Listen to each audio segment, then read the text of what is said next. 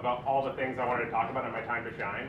And she looked at me and she said, Anthony, you only have 3 minutes, and so maybe you should humble yourself a little bit and just talk about me the whole time. So this is my wife. Her name is Mary. I love her dearly. She is kind, she's generous, genuine, and a really good listener. Everything I try and emulate in myself. This is me, us on our honeymoon when we got to Bora Bora. This is us in Boston. So I take a film camera everywhere I go, pretty much. I've been doing it for the last couple of years, just to try and document our life, right? We're starting our life together, and so it's fun to take pictures of our vacations or renovating the house or all the things that kind of are happening throughout our life. So this is a picture of my grandpa. I put him up there because the film camera is actually his, so he passed away when I was about 25, and I inherited his film camera, and there was something nostalgic or familiar about, picking it up, loading it with film, and starting to take pictures. That and the camera bag smelled like his house, so it was kind of like, gave me a lot of good memories.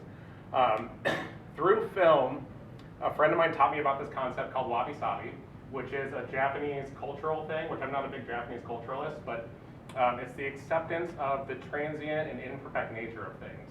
And so why that resorts to or relates to photography is because when you start taking pictures of old things, right, they get really interesting. So there's a story kind of behind the picture. So I like to take pictures of old things, like paint chipping or old abandoned buildings. That they're a lot easier to break into, so you can just walk into abandoned buildings, like you can just stop on the highway. And one thing to note too about film is like it's all manual, and so the imperfection of things, this picture is actually not supposed to be as yellow as it is. I missed the exposure. When you expose things wrong, they can turn green or blue, so it should look more red, but that just kind of adds to the nature, right? It's kind of spooky. It makes it a little more creepy or eerie, and so I didn't know that I was doing that when I did it, but it was an imperfection, right? This is my niece Greta, and if you look on the picture on the left, it's a little blurry, and so I missed focus, and it's kind of hard to tell here, but missing focus is one of those things that like, you might think that that's an imperfect picture, but when you add it to kind of the morning light, you think she looks kind of groggy, and she's just kind of waking up, and it kind of adds and starts creating a story.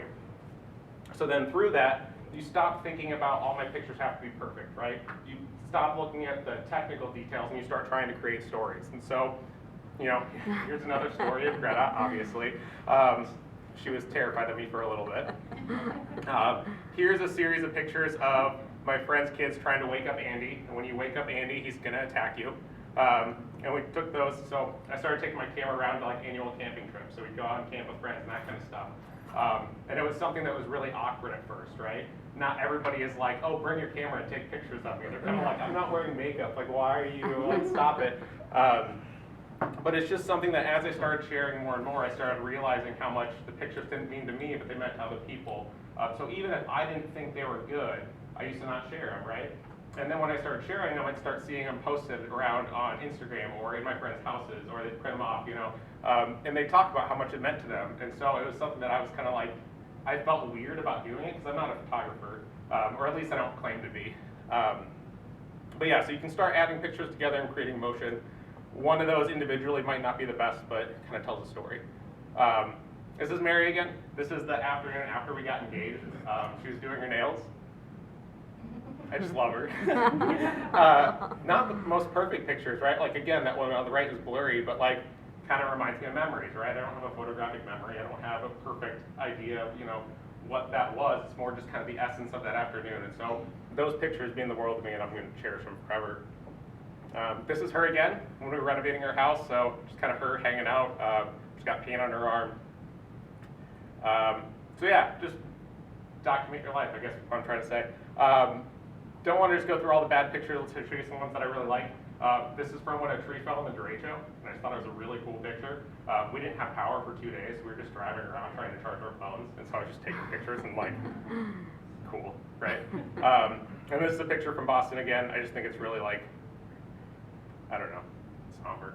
So just really enjoy it. So anyway, wabi-sabi, it's a cool concept. It kind of overarches into leadership a little bit, right? It's okay to be imperfect.